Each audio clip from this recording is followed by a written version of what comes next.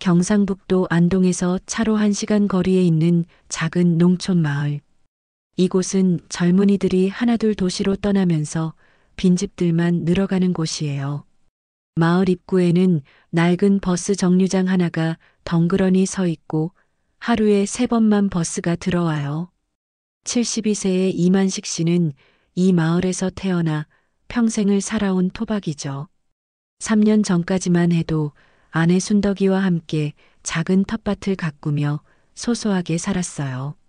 그런데 순덕이가 갑작스럽게 세상을 떠나면서 만식 씨의 삶은 완전히 바뀌었습니다. 여보, 오늘도 상추가 잘 자랐네. 만식 씨는 혼자서도 아내에게 말을 걸곤 해요. 답은 돌아오지 않지만 그래도 습관처럼 말을 하죠. 아내와 함께 가꾸던 텃밭은 이제 만식 씨 혼자 몫이 되었어요. 상추, 배추, 무, 고추 예전처럼 많이 심지는 않지만 그래도 꾸준히 기르고 있어요. 저녁이 되면 만식 씨는 라디오를 켜놓고 소주 한 잔을 마셔요. KBS 라디오에서 흘러나오는 옛날 노래들을 들으면서 하루를 마무리하는 게 일상이 된 거죠.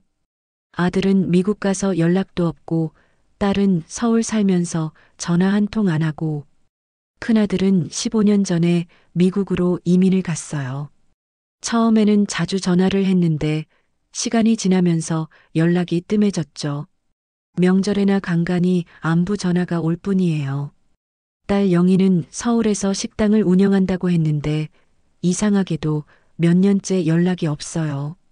전화를 걸어도 받지 않고 문자를 보내도 답이 없죠. 내가 뭘 잘못했나? 만식 씨는 가끔 혼자 중얼거려요. 자식들이 왜 이렇게 연락을 안 하는지 모르겠다고 하면서 말이에요.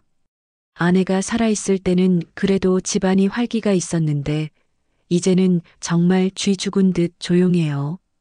그런 만식 씨에게 유일한 위안은 뒷산에서 가끔 들려오는 새소리와 바람소리예요.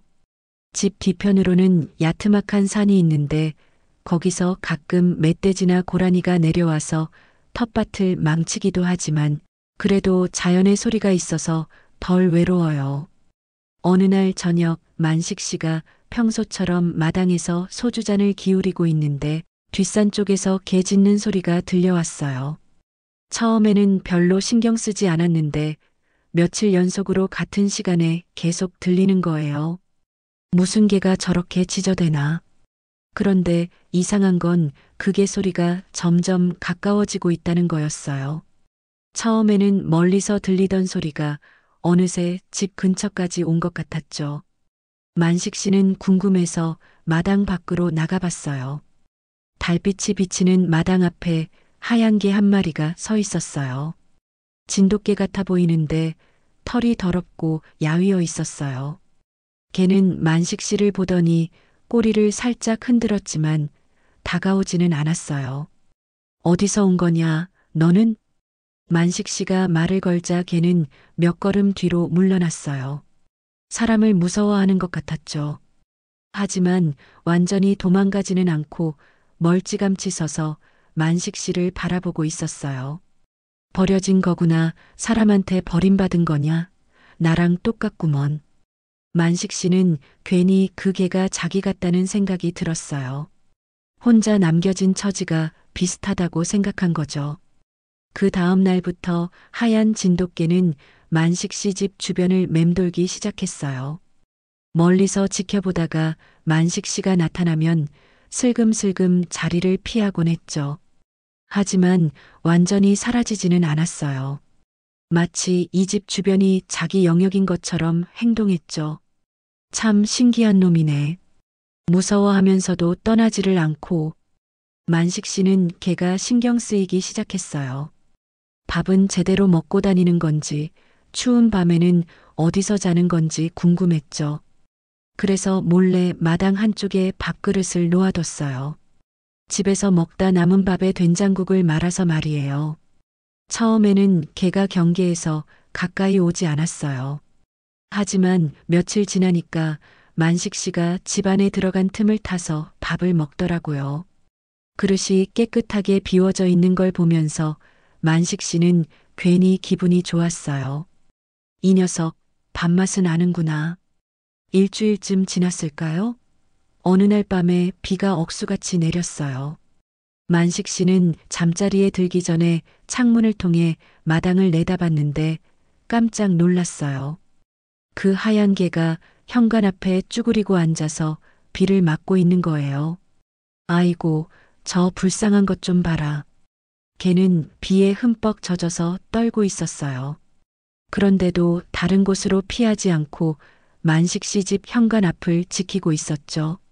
마치 여기가 자기 집인 것처럼 말이에요. 만식 씨는 차마 그냥 둘 수가 없었어요. 우산을 쓰고 나가서 개에게 다가갔죠. 이리 와, 이리 와봐. 하지만 개는 여전히 경계했어요.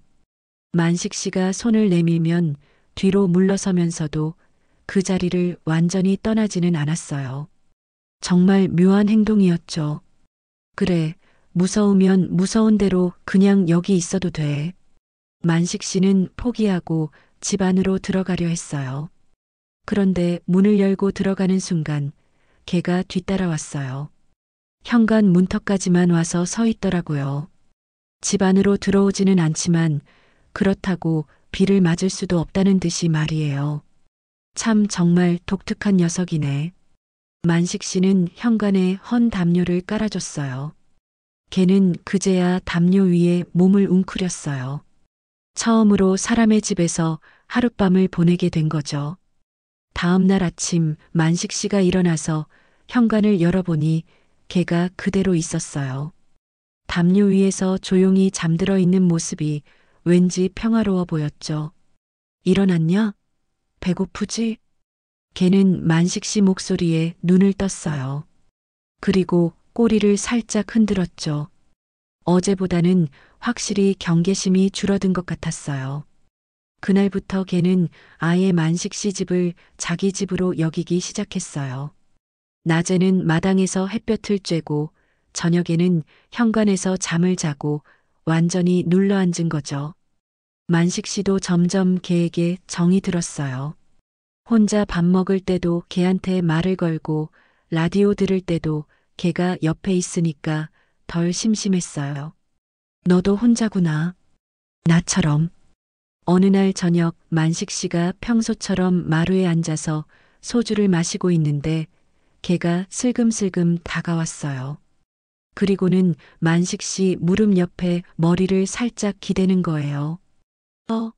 이게 뭐야? 만식 씨는 깜짝 놀랐어요.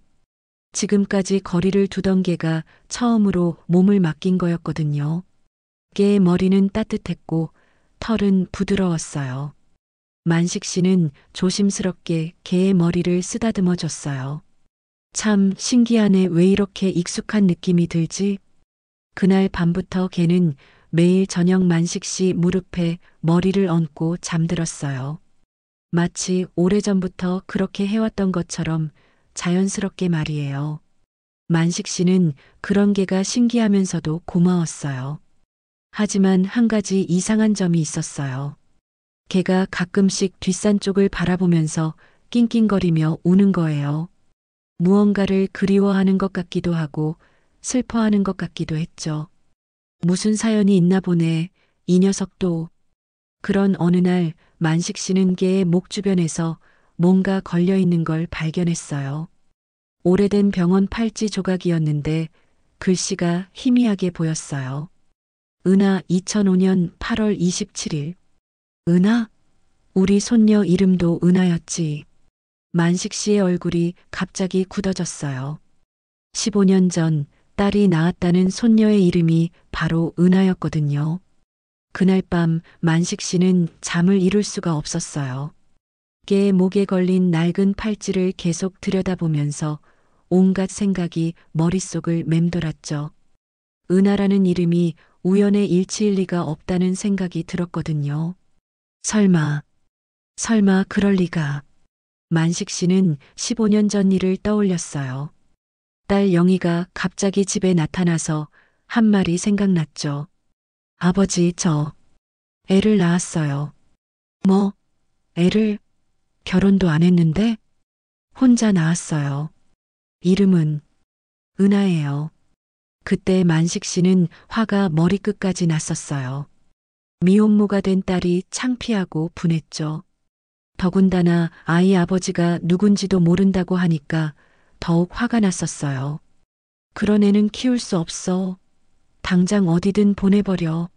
아버지, 안 돼. 우리 집안 망신이야.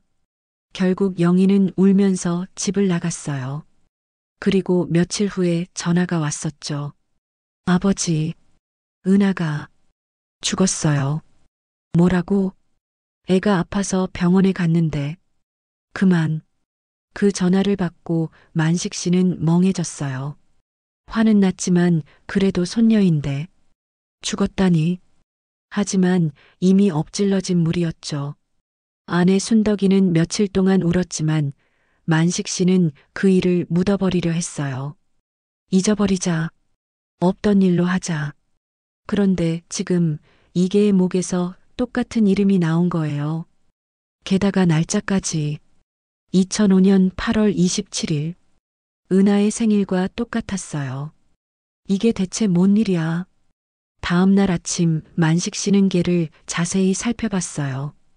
걔는 여전히 만식 씨 무릎에 머리를 기대고 있었는데 왠지 슬픈 표정 같았어요. 마치 무언가를 말하고 싶어 하는 것 같았죠. 너, 혹시 우리 은하를 알고 있는 거냐? 걔는 만식 씨 얼굴을 빤히 쳐다봤어요. 그 눈빛이 너무나 사람 같아서 섬뜩할 정도였죠. 만식 씨는 참을 수가 없었어요. 진실을 알아야겠다고 생각했죠. 15년 만에 영희에게 전화를 걸었어요. 여보세요? 영희야, 나다. 아버지? 그래, 아버지다. 만나자. 갑자기 왜? 은하 얘기를 해야겠다. 전화기 너머로 영희의 숨소리가 거칠어졌어요. 아버지, 그 얘기는 하지 말아요. 제발. 안 돼. 만나자. 당장. 영희는 결국 만나자고 했어요. 하지만 목소리에서 두려움이 느껴졌죠. 이틀 후 만식 씨는 10년 만에 서울로 향했어요. 기차를 타고 올라가는 동안에도 걔 생각이 계속 났어요. 걔는 만식 씨가 집을 떠날 때 처음으로 슬피 울었거든요. 마치 영영 헤어질 것처럼 말이에요. 서울역에서 만난 영희는 많이 늙어 있었어요. 40 중반인데도 50대로 보일 정도였죠. 얼굴도 많이 상해 있었고 눈가에는 다크서클이 짙게 깔려 있었어요. 아버지, 많이 늙으셨네요. 너도 마찬가지다. 그런데 은하 얘기부터 하자. 영희의 얼굴이 일그러졌어요. 그런 말 꺼내지 마세요. 애는 죽었다니까요. 정말로 죽었나? 정말로? 당연하죠. 제가 거짓말을 왜 해요? 하지만 영희의 목소리는 떨리고 있었어요. 뭔가 숨기고 있다는 게 분명했죠. 영희야, 나한테 거짓말하지 마라. 아버지가 다 안다. 뭘 안다고 그러세요? 개 한 마리가 우리 집에 왔다. 목에 은하 이름이 적힌 팔찌를 차고 그 순간 영희가 벌떡 일어났어요. 그게 무슨 말이에요? 은하 2005년 8월 27일. 이 팔찌 말이다. 만식 씨가 사진을 보여주자 영희는 얼굴이 새하얘졌어요. 그리고 갑자기 울음을 터뜨렸어요. 아니에요. 그런 건 있을 수 없어요. 은하는 죽었어요. 죽었다고요. 영희는 히스테리를 부리며 자리를 박차고 나가버렸어요. 만식 씨는 멍하니 앉아 있을 수밖에 없었죠. 그날 밤 만식 씨는 서울의 작은 여관에서 잠을 청했지만 잠이 오지 않았어요. 영희의 반응을 보니 뭔가 큰 비밀이 있다는 게 확실했어요. 은하가 정말 죽은 게 맞나? 아니면 무서운 상상들이 머릿속을 지배했어요. 혹시 영희가 은하를 어디엔가 버린 건 아닐까? 그래서 죽었다고 거짓말을 한 건 아닐까? 다음 날 아침 만식 씨는 집으로 돌아왔어요. 걔는 만식 씨를 보자마자 꼬리를 흔들며 반겼어요. 하지만 평소와는 다른 모습이었어요. 계속 뒷산 쪽을 바라보면서 낑낑거렸거든요. 무슨 일이야? 왜 그러는 거야? 그런데 그날 밤 더 이상한 일이 벌어졌어요. 개가 갑자기 마당 한쪽을 파기 시작한 거예요. 마치 뭔가를 찾는 것처럼 말이에요. 야, 왜 그래? 뭘 찾는 거야?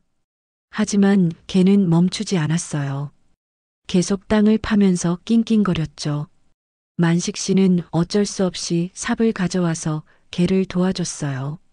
그런데 파보니 정말 뭔가가 묻혀 있었어요. 낡은 비닐봉지에 쌓인 무언가가 말이에요. 이게 뭐지? 만식 씨의 손이 떨렸어요. 뭔가 엄청난 비밀이 드러날 것 같은 예감이 들었거든요. 비닐봉지를 조심스럽게 열어보니 물에 젖어 거의 부서져가는 낡은 휴대폰 하나와 사진 몇 장이 들어 있었어요. 휴대폰은 이미 고장난 지 오래된 것 같았지만 사진들은 비닐에 쌓여 있어서 그나마 형태를 유지하고 있었죠. 이게 뭔가? 만식 씨는 떨리는 손으로 사진을 하나씩 들여다봤어요. 첫 번째 사진은 흐릿해서 잘 보이지 않았고 두 번째 사진도 물에 젖어서 알아보기 힘들었어요. 하지만 세 번째 사진을 보는 순간 만식 씨는 숨이 막혔어요. 사진 속에는 3살 정도로 보이는 어린아이가 있었어요. 그리고 그 아이 바로 옆에는 지금 만식 씨 옆에 앉아 있는 그 하얀 진돗개가 있었던 거예요. 젊고 건강해 보이는 모습으로 말이에요. 이게 뭐야? 더 놀라운 건 아이가 차고 있는 이름표였어요. 은하라고 선명하게 적혀 있었거든요. 그것도 만식 씨가 기억하는 바로 그 손녀의 얼굴과 똑같았어요. 아니, 정확히는 어렸을 때 영희와 닮은 얼굴이었죠. 은하. 이게 정말 은하란 말이야? 걔는 만식 씨가 사진을 보고 있는 걸 보더니 꼬리를 흔들었어요. 마치 맞다. 그게 바로 그 아이야라고 말하는 것 같았죠. 만식 씨는 다른 사진들도 자세히 봤어요. 아이와 개가 함께 놀고 있는 모습, 아이가 개 배 위에서 잠든 모습, 개가 아이를 지키듯 옆에 앉아 있는 모습, 정말 친구처럼, 아니 형제처럼 지내는 모습들이었어요. 이 녀석이 15년 전부터 은하와 함께 있었다는 거야? 그런데 여기서 이상한 점이 있었어요. 사진 속 개의 모습이 지금과 거의 똑같다는 거였죠. 15년이나 지났는데 늙은 기색이 별로 없었어요. 보통 개라면 이미 노견이 되어야 할 나이인데 말이에요. 신기하네. 정말 신기해. 만식 씨는 사진을 보면서 눈물이 났어요. 자기가 차갑게 외면했던 손녀가 실제로 존재했고 이계와 함께 행복하게 지냈다는 걸 알게 된 거죠. 은하야, 할아버지가 미안하다. 그때 걔가 갑자기 일어나서 집 안으로 들어갔어요. 그리고 만식 씨가 평소에 라디오를 듣던 자리로 가서 앉더니 슬픈 표정으로 만식 씨를 바라봤어요. 왜 그래? 뭔 일이야? 걔는 대답 대신 낑낑거리며 울었어요. 그런데 그 울음소리가 보통 개 울음소리와는 달랐어요. 마치 사람이 우는 것 같았죠. 만식 씨는 더 궁금해졌어요. 이 개가 대체 어떤 사연을 가지고 있는 건지, 은하에게 무슨 일이 일어난 건지 알고 싶었어요. 다음 날 만식 씨는 마을 이장을 찾아갔어요. 이장은 만식 씨보다 5살 위인 77세의 김 씨였는데 이 동네에서 나고 자란 토박이라 주변 소식을 다 알고 있었거든요. 이장님, 혹시 15년 전쯤에 이 근처에서 개 키우는 사람 있었어요? 개? 글쎄. 왜 그래? 하얀 진돗개 말이에요. 아이와 함께 살았던. 이장은 잠깐 생각하더니 고개를 끄덕였어요. 아, 그거 말이야? 뒷산 쪽에 허름한 오두막에서 살던 노숙자 있었지. 그 사람이 어린애 하나랑 개 한 마리 키우고 살았어. 노숙자요? 그래, 정신이 좀 이상한 사람이었어. 아무하고도 말 안 하고 애랑 걔만 있으면 됐나 봐. 만식 씨의 심장이 빨리 뛰기 시작했어요. 그 애는 어떻게 생겼어요? 글쎄, 여자애였는데. 나이는 3살에서 8살 정도? 이름이 뭐였지? 아, 은하였나? 은하라고요? 만식 씨는 깜짝 놀랐어요. 정말로 은하가 살아있었던 거예요. 그런데 그 사람들 어디 갔어요? 몇 년 전에 화재가 났어. 오두막이 다 타버렸지. 그때 노숙자는 죽었고, 애는요? 애는 어떻게 됐어요? 이장은 슬픈 표정을 지었어요. 애도 그때 같이. 만식 씨는 주저앉을 뻔했어요. 결국 은하는 정말 죽은 거였어요. 하지만 영희가 말한 것과는 전혀 다른 상황에서 말이에요. 그런데 걔는요? 걔는 어떻게 됐어요? 걔는 살아남았어. 화재 현장에서 애를 끝까지 지키고 있더라고. 그 후로는 뒷산을 떠돌아다니면서 살았지. 만식 씨는 모든 퍼즐이 맞춰지는 걸 느꼈어요. 영희는 은하를 노숙자에게 맡겼고 그 사실을 숨기기 위해 아이가 죽었다고 거짓말을 했던 거예요. 그리고 실제로 은하는 몇 년 후 화재로 세상을 떠났고 걔만 혼자 살아남은 거였죠. 그럼 이 개가 은하의 마지막을 지켜본 거구나. 집으로 돌아온 만식 씨는 걔를 다시 봤어요. 걔는 여전히 슬픈 표정으로 앉아 있었는데 이제 그 이유를 알 것 같았어요. 너 은하를 잃고 혼자 살아왔구나. 그래서 내게 온 거야? 걔는 만식 씨 무릎에 머리를 기댔어요. 그런데 이상하게도 무릎에 닿는 개의 머리가 예전보다 더 따뜻하게 느껴졌어요. 마치 은하가 직접 할아버지 무릎에 머리를 기대고 있는 것 같았죠. 은하야, 할아버지가 정말 미안해. 그날 밤 만식 씨는 꿈을 꿨어요. 어린 은하가 개와 함께 뛰어노는 꿈이었어요. 아이는 환하게 웃으면서 말했어요. 할아버지, 저 여기 있어요. 백구가 데려다 줄 거예요. 꿈에서 들었던 백구라는 이름이 계속 머릿속에 맴돌았어요. 만식 씨는 아침에 일어나자마자 개를 불러봤어요. 백구야? 개가 벌떡 일어나서 꼬리를 흔들었어요. 맞았어요. 이 개의 이름은 백구였던 거죠. 그래, 내 이름이 백구구나. 은하가 지어준 이름이지? 백구는 만식 씨 주변을 빙빙 돌면서 기뻐했어요. 오랜만에 자기 이름을 불러주는 사람을 만난 것 같았죠. 하지만 만식 씨는 여전히 궁금한 게 많았어요. 영희가 왜 거짓말을 했는지, 은하가 정확히 어떻게 죽었는지, 진실을 다 알고 싶었어요. 이장님한테 다시 물어봐야겠어. 만식 씨는 다시 이장을 찾아갔어요. 이번에는 더 자세한 얘기를 들어보고 싶었거든요. 이장님, 어제 말씀하신 그 화재 얘기 좀 더 자세히 들을 수 있을까요? 왜 그렇게 관심이 많아? 사실은 그 애가 제 손녀일 수도 있거든요. 이장은 깜짝 놀랐어요. 뭐라고? 자네 손녀가? 네, 15년 전에 딸이 낳은 아이인데 죽었다고만 들었거든요. 이장은 한참 생각하더니 무거운 표정을 지었어요. 그럼 자세히 말해줄게. 하지만 충격받을 각오는 해야 해. 이장의 이야기는 충격적이었어요. 그 노숙자는 원래 정신병원에서 일하던 간병인이었어. 그런데 병원에서 어떤 사건이 있었나 봐. 갑자기 일을 그만두고 산으로 들어갔지. 사건이요? 글쎄, 정확히는 모르겠지만 병원에서 아이 하나가 실종됐다는 소문이 있었어. 만식 씨의 얼굴이 새하얘졌어요. 실종됐다고요? 그래, 그 간병인이 아이를 데리고 사라진 것 같다는 얘기가 있었어. 그런데 그 아이가 바로 은하였을 거야. 이장은 계속 말했어요. 나중에 알고 보니 그 간병인은 자기 딸을 잃은 적이 있었대. 교통사고로 3살에 죽었다고. 그래서 정신이 이상해진 거지. 그럼 은하를 아마 자기 딸인 줄 알고 키웠을 거야. 그것도 몇 년 동안.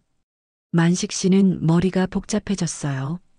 영희가 은하를 어디에 맡겼는지는 모르겠지만 결국 그 아이는 정신이 이상한 노숙자에게 끌려가서 산속에서 살았던 거예요. 그럼 화재는 어떻게 난 거예요? 그게 참 안타까운 일이야. 이장은 한숨을 쉬었어요. 은하가 12살 정도 됐을 때였어. 겨울이었는데 난로에서 불이 났지. 그런데 그 간병인이 은하를 구하려다가 같이 갇혔어. 둘 다요? 응. 나중에 소방서에서 찾았을 때 간병인은 은하를 끝까지 감싸고 있었대. 하지만 이미 늦었지. 만식 씨는 눈물이 났어요. 비록 정신이 이상했지만 그 노숙자는 은하를 진짜 딸처럼 사랑했던 거예요. 백구는 어떻게 살아남았어요? 걔는 밖에 있었어. 화재 현장에서 계속 짖으면서 사람들을 불렀지. 덕분에 우리가 빨리 발견할 수 있었어. 이장은 또 다른 충격적인 이야기를 들려줬어요. 그런데 말이야. 백구가 정말 이상한 행동을 했어. 어떤 행동이요? 은하 시체를 절대 떠나려고 하지 않는 거야. 몇 날 며칠을 지키면서 먹지도 마시지도 않았어. 만식 씨는 백구를 바라봤어요. 백구는 슬픈 눈으로 만식 씨를 쳐다보고 있었어요. 그리고 더 이상한 건 그 후로 백구가 사람 말을 알아듣는 것 같았어. 사람 말을요? 응, 은하 이름을 부르면 반응하고 은하가 좋아했던 노래를 흥얼거리면 울고. 정말 신기했지. 만식 씨는 소름이 돋았어요. 혹시 백구 안에 은하의 무언가가 남아있는 건 아닐까 하는 생각이 들었거든요. 집으로 돌아오는 길에 만식 씨는 병원에 들렀어요. 15년 전 은하의 기록이 남아있는지 확인해 보고 싶었거든요. 15년 전 이름이 은하인 아이 기록이 있나요? 잠깐만요. 있네요. 이은하, 2005년 8월 27일생. 간호사가 컴퓨터를 보더니 이상한 표정을 지었어요. 이상하네요. 뭐가 이상해요? 여기 보면 이 아이가 입원했다가 퇴원한 기록이 있는데 퇴원 후에 실종 신고가 접수되어 있어요. 실종 신고요? 네, 보호자가 이영애 씨라고 되어 있네요. 그런데 실종 신고를 낸 것도 같은 사람이에요. 만식 씨는 혼란스러웠어요. 영희가 은하를 어디엔가 맡겼다가 아이가 실종되자 신고를 낸 거였어요. 그럼 영희도 은하가 어디로 갔는지 몰랐다는 얘기였죠. 그 후 기록은 없나요? 몇 년 후에 사망 신고가 접수되어 있네요. 화재 사고로 모든 퍼즐이 맞춰졌어요. 영희는 은하를 어디엔가 맡겼는데 아이가 실종되자 찾지 못했던 거예요. 그래서 죽었다고 거짓말을 한 거였죠. 그리고 몇 년 후 정말로 은하가 화재로 죽었다는 소식을 들었을 때는 이미 늦었던 거예요. 집에 돌아온 만식 씨는 백구를 꼭 안아줬어요. 백구야, 넌 은하를 끝까지 지켜줬구나. 고마워. 백구는 만식 씨 품에 안겨서 조용히 울었어요. 15년 동안 혼자 간직해온 슬픔을 처음으로 털어놓는 것 같았어요.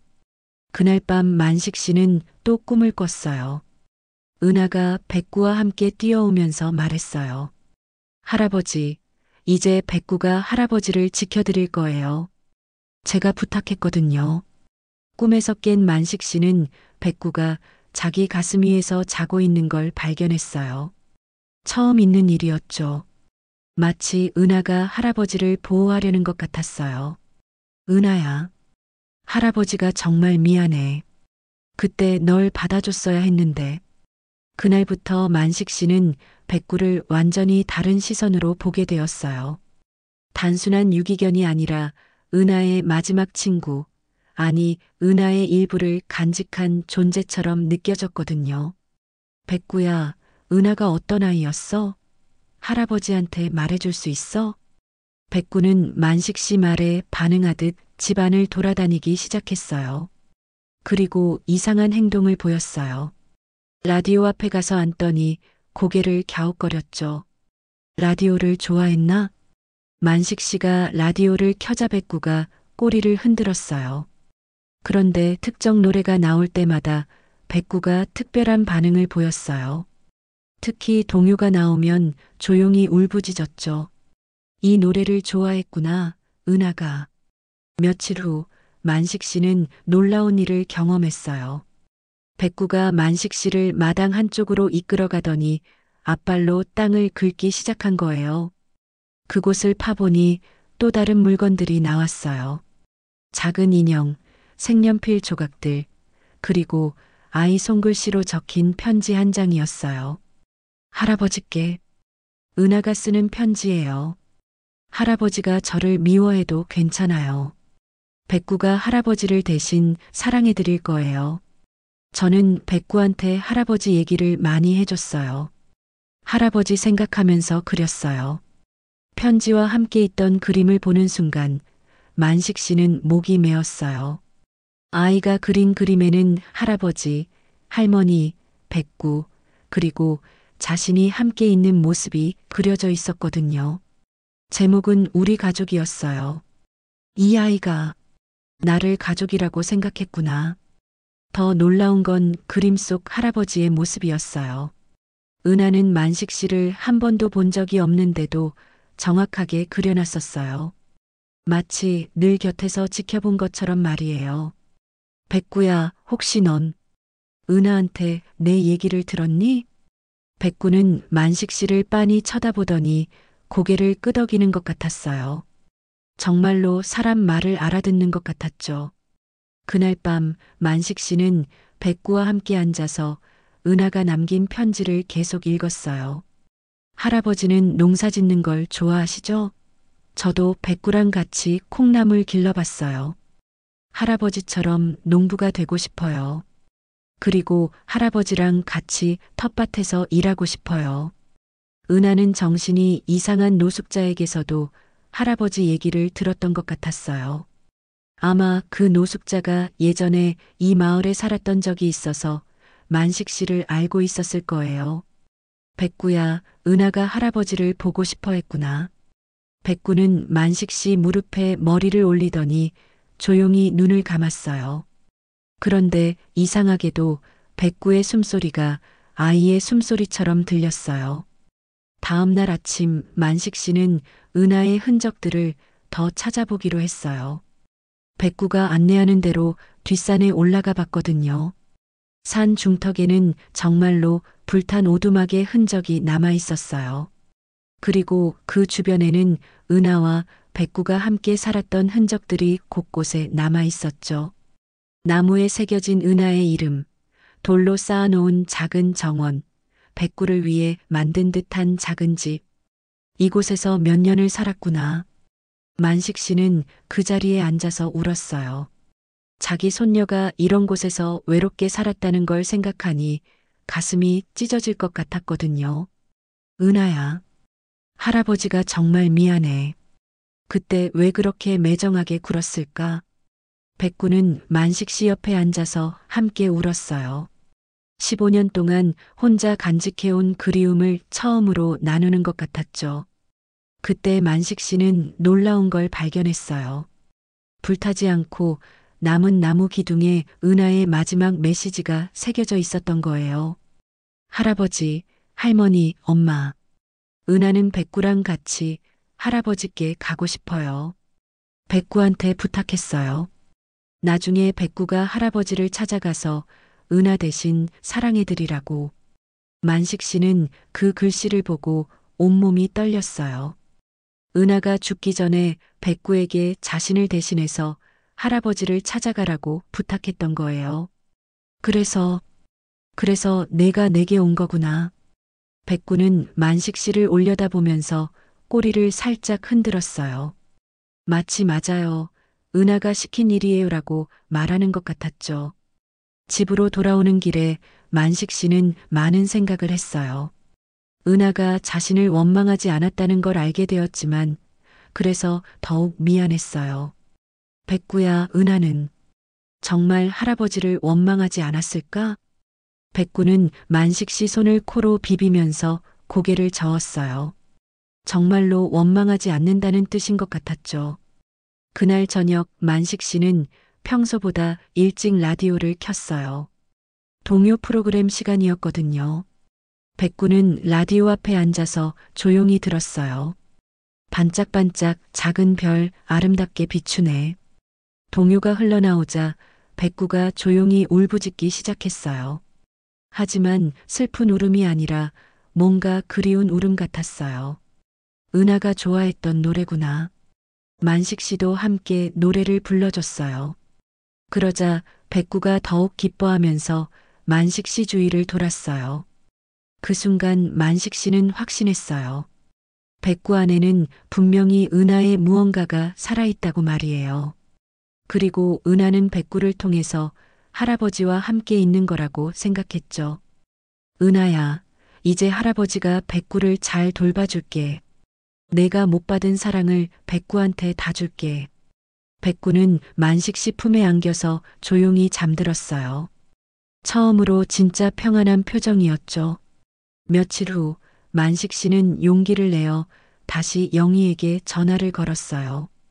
이번에는 모든 진실을 알고 있었기 때문에 확신에 찬 목소리였죠. 영희야, 나다. 다시 만나자. 아버지, 또 그 얘기하려고 하시는 거예요? 그래, 하지만 이번엔 다르다. 내가 모든 걸 알고 있거든. 전화기 너머로 영희가 숨을 고르는 소리가 들렸어요. 뭘 안다는 거예요? 뒷산의 노숙자, 화재, 그리고 백구까지. 다 알고 있다. 긴 침묵이 흘렀어요. 영희는 결국 떨리는 목소리로 대답했죠. 내일 내려갈게요. 다음 날 저녁 영희가 나타났어요. 15년 만에 고향에 발을 디딘 거였죠. 하지만 영희의 모습은 처참했어요. 머리는 반백이 되어 있었고 얼굴에는 깊은 주름이 패여 있었어요. 마치 10년은 더 늙어 보였죠. 아버지, 영희는 대문 앞에서 주저하고 있었어요. 그런데 백구가 갑자기 일어나서 영희에게 다가갔어요. 그리고는 영희 주위를 빙빙 돌면서 냄새를 맡았죠. 이게 그게예요? 영희는 백구를 보자 얼굴이 새하얘졌어요. 분명히 기억하고 있는 것 같았죠. 그래, 백구다. 은하의 친구였던. 영희가 그 자리에 주저앉았어요. 아버지, 저는 집 안으로 들어와. 할 얘기가 많다. 거실에 앉은 영희는 계속 떨고 있었어요. 백구는 멀찍이 떨어져서 영희를 지켜보고 있었죠. 영희야, 이제 진실을 말해라. 은하를 어디에 맡겼는지, 왜 거짓말을 했는지. 영희는 한참 동안 말을 못하다가 결국 울음을 터뜨렸어요. 아버지, 저는 정말 어쩔 수 없었어요. 영희의 고백은 충격적이었어요. 은하 아빠는 제가 일하던 병원 원장이었어요. 유부남이었죠. 뭐라고? 저는 간호사였는데 그 사람이 계속 유혹했어요. 그래서 만식 씨는 주먹을 쥐었어요. 딸이 유부남에게 속아서 아이를 가진 거였어요. 은하를 낳고 나서 그 사람한테 말했더니 돈만 던져주면서 아무한테도 말하지 말라고 했어요. 그래서 저는 어떻게 할 줄 몰랐어요. 아버지는 화내실 거고 세상 사람들은 손가락질할 거고 영희는 흐느끼면서 계속 말했어요. 그래서 아이를 어린이집에 맡겼는데 그 어린이집 원장이 이상한 사람이었어요. 이상하다니? 나중에 알고 보니 무허가 시설이었어요. 아이들을 제대로 돌보지도 않고 만식 씨는 점점 화가 났어요. 그럼 은하가 그런 곳에서 네. 몇 달 후에 가보니까 은하가 많이 아팠어요. 영양실조에 폐렴까지. 영희는 더 큰 충격적인 사실을 털어놨어요. 급하게 병원에 입원시켰는데 그때 그 간병인을 만났어요. 뒷산에 살던? 네. 그 사람이 은하를 보더니 갑자기 울면서 내 딸이다라고 하는 거예요. 만식 씨는 소름이 돋았어요. 그 사람 말로는 자기 딸 사진과 은하가 똑같다는 거였어요. 완전히 미쳐있는 상태였죠. 그래서 그냥 맡긴 거냐? 아니에요. 저도 처음엔 말렸어요. 하지만 영희는 더욱 큰 목소리로 울었어요. 그때 병원 원장이 나타난 거예요. 은하 아빠가 뭐? 그 사람이 저한테 말했어요. 아이를 어떻게든 없애라고. 안 그러면 자기 부인한테 다 말하겠다고. 만식 씨는 충격을 받았어요. 유부남이 자신의 아이를 없애라고 협박한 거였어요. 그래서 그 미친 간병인한테 네. 그 사람이 은하를 데려가겠다고 했을 때 저는 영희는 말을 잇지 못했어요. 하지만 만식 씨는 이미 알고 있었죠. 그래서 그냥 보낸 거구나. 그리고 죽었다고 거짓말을 한 거고. 아버지, 저는 정말 어쩔 수 없었어요. 그 당시에는 그게 최선이라고 생각했어요. 백구가 갑자기 영희에게 다가갔어요. 그리고 영희의 손을 코로 비볐죠. 마치 위로하는 것 같았어요. 백구야. 영희는 백구를 보면서 더욱 크게 울었어요. 은하가 마지막에 저를 원망했을까요? 그때 만식 씨가 은하의 편지를 가져왔어요. 이걸 읽어봐. 영희는 은하의 편지를 읽으면서 온몸을 떨었어요. 엄마에게. 엄마가 저를 버린 게 아니라는 걸 알아요. 엄마도 어쩔 수 없었다는 걸 알아요. 저는 엄마를 사랑해요. 백구한테 말했어요. 나중에 엄마를 만나면 꼭 안아드리라고. 편지를 다 읽은 영희는 바닥에 엎드려서 울었어요. 은하야, 엄마가 미안해. 정말 미안해. 백구는 영희 곁으로 가서 조용히 앉았어요. 그리고 영희의 등을 코로 살짝 건드렸죠. 만식 씨도 눈물을 흘렸어요. 영희야, 우리 모두 잘못했다. 은하한테 미안한 마음뿐이야. 영희는 처음으로 아버지 앞에 무릎을 꿇었어요. 아버지, 이제라도 그 아이를 위해 뭘 해야 하죠? 만식 씨는 영희의 손을 잡아 일으켜 세웠어요. 이제 우리가 백구를 잘 돌봐주자. 은하가 우리한테 남겨준 마지막 선물이니까. 백구는 만식 씨와 영희 사이에 앉아서 꼬리를 흔들었어요. 마치 가족이 다시 만난 걸 기뻐하는 것 같았죠. 그런데 아버지, 영희가 조심스럽게 말했어요. 은하 아빠, 그 병원 원장 말인데요. 그 사람이 어쨌다고? 얼마 전에 사기 혐의로 구속되었어요. 병원도 문 닫았고요. 만식 씨는 씁쓸하게 웃었어요. 인과응보구나. 하지만 이미 늦었지. 은하는 돌아오지 않으니까. 그날 밤 영희는 고향집에서 하룻밤을 보냈어요. 15년 만에 아버지와 함께하는 밤이었죠. 백구는 만식 씨와 영희 사이에서 편안하게 잠들었어요. 그날 밤 이후로 영희는 서울로 돌아갔지만 이제는 정기적으로 연락을 했어요. 일주일에 한 번씩은 꼭 전화를 해서 아버지와 백구 안부를 물었죠. 그리고 한 달에 한 번은 고향에 내려와서 함께 시간을 보냈어요. 하지만 만식 씨는 걱정이 하나 생겼어요. 백구가 점점 늙어가고 있다는 거였어요. 처음 왔을 때는 젊어 보였는데 몇 달 지나니까 확실히 노견의 모습을 보이기 시작했거든요. 백구야, 어디 아픈 데는 없어? 백구는 여전히 만식 씨 무릎에 머리를 기대곤 했지만 예전만큼 활발하지는 않았어요. 하루 종일 마당에서 햇볕을 쬐며 누워있는 시간이 많아졌죠. 어느 날 백구가 이상한 행동을 보였어요. 자꾸 뒷산 쪽을 바라보면서 낑낑거리는 거예요.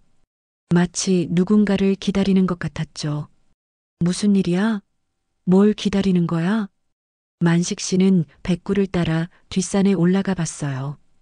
은하와 백구가 살았던 그 터에 도착하자 백구가 갑자기 꼬리를 흔들기 시작했어요. 아무도 없는데 말이에요. 누가 있니? 은하가 있니?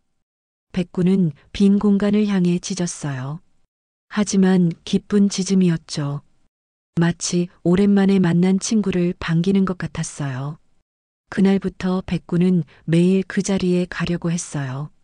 만식 씨가 함께 가주면 한참 동안 그곳에서 시간을 보냈죠. 때로는 혼자서 뭔가와 놀고 있는 것 같기도 했어요. 백구야, 은하가 보이니? 백구는 만식 씨를 올려다보고 꼬리를 흔들었어요. 마치 네, 은하가 여기 있어요라고 말하는 것 같았죠. 한 달 후 영희가 내려왔을 때 백구의 상태는 더욱 나빠져 있었어요. 밥도 잘 못 먹고 걸음걸이도 느려졌죠.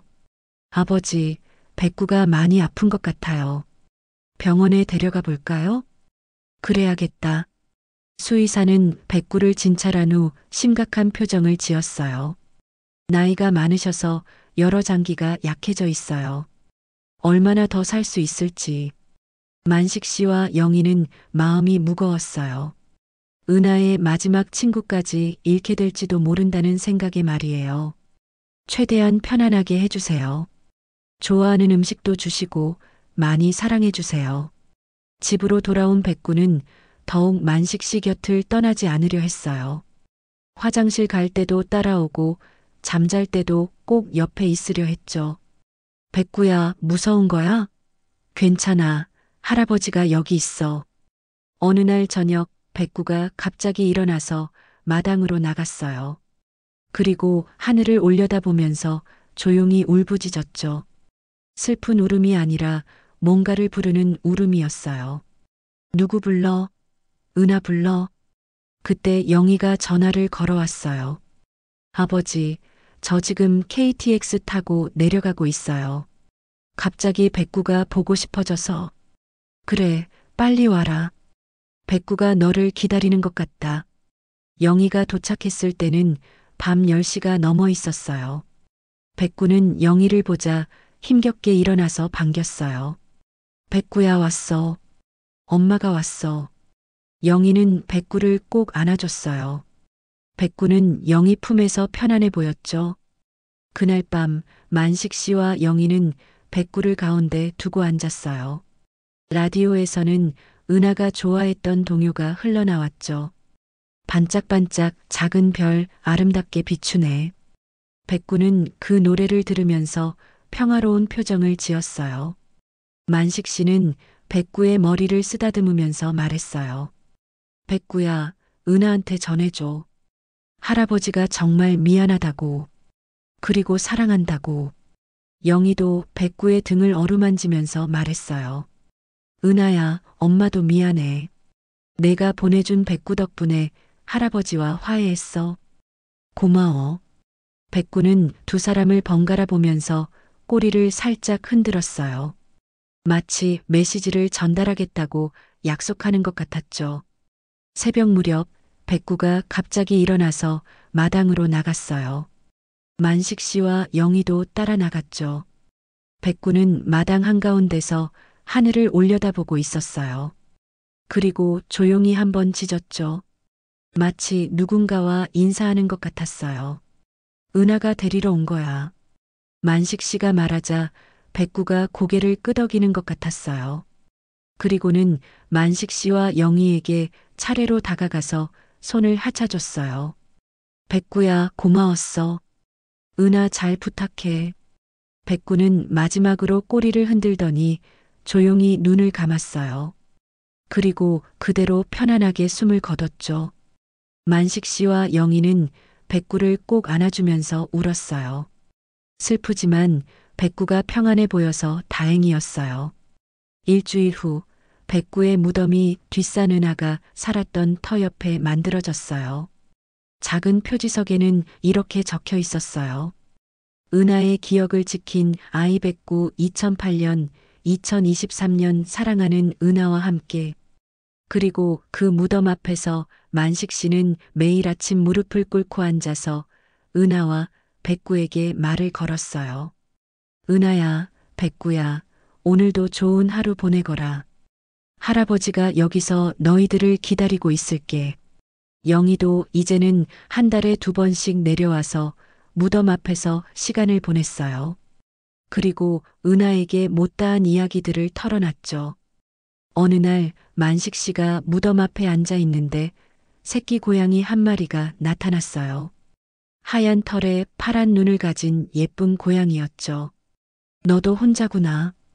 이리 와. 고양이는 만식 씨에게 다가와서 무릎에 올라앉았어요. 마치 백구처럼 말이에요. 혹시 너희들이 보낸 거냐? 고양이는 만식 씨를 올려다보면서 야옹하고 울었어요.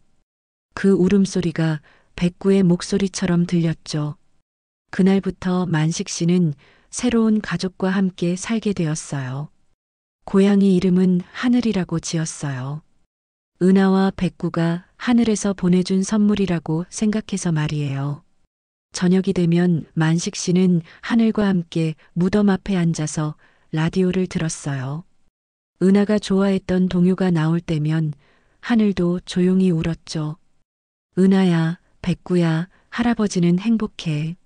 너희들 덕분에 영희와도 화해했고 새로운 가족도 생겼어. 고마워. 그리고 만식 씨의 무릎에는 오늘도 하얀 털뭉치가 조용히 머리를 기대고 있어요. 은하의 사랑이 계속 이어지고 있는 것처럼 말이에요.